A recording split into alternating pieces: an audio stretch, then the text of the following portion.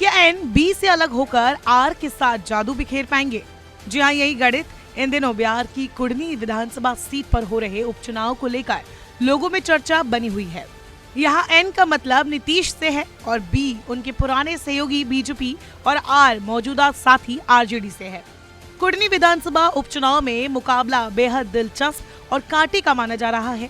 शुरुआत में तो मुकाबला बीजेपी उम्मीदवार और महागठबंधन उम्मीदवार के बीच माना जा रहा था, लेकिन जैसे ही चुनावी संघर्ष में कुछ और राजनीतिक पार्टियों और निर्दलीय उम्मीदवारों ने ताल ठोका, लड़ाई दिलचस्प हो गई।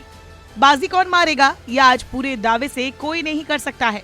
कुढ़नी विधानसभा उपचुनाव में जेडीयू उम्मीदवार के उतरने के बाद अब पूरा चुनावी समीकरण एन फैक्टर के साथ साथ सुशासन सरकार के नायक की यूएसपी भी दांव पर लग गई है। ऐसा इसीलिए कि नीतीश कुमार ने कुढ़नी विधानसभा उपचुनाव राजद की दावेदारी के बावजूद लड़ने के लिए मांगा।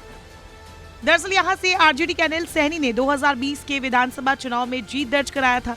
आरजेडी की दावेदारी को ये कहते हुए खारिज किया कि सीधे तौर पर चुनाव में जेडीयू के नहीं शामिल होने से जनता के बीच में गलत संदेश जा रहा है। इस संदेश का सीधा असर महागठबंधन के आधार वोट पर पड़ा है। बहरहाल बी यानी बीजेपी का दावा है कि यह नीतीश कुमार के महागठबंधन में आते ही जंगल राज के नाम पर आरजेडी के विरुद्ध वोट करने वाला समूह अब बीजेपी के साथ हो गया है।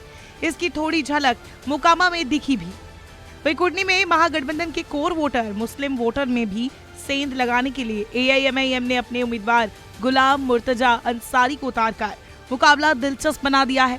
ये इसीलिए कि गोपालगंज उपचुनाव में मुस्लिम वोटरों का अच्छा खासा वोट एआईएमआईएम को मिला था और महागठबंधन उम्मीदवार को हराने में महत्वपूर्ण भूमिका निभाई थी। इस बार भी एआईएमआईएम उम्मीदवार उतरने से महागठबंधन के लिए चुनौती बढ़ गई है और इसका सीधा फायदा बीजेपी को मिलता दिख रहा है।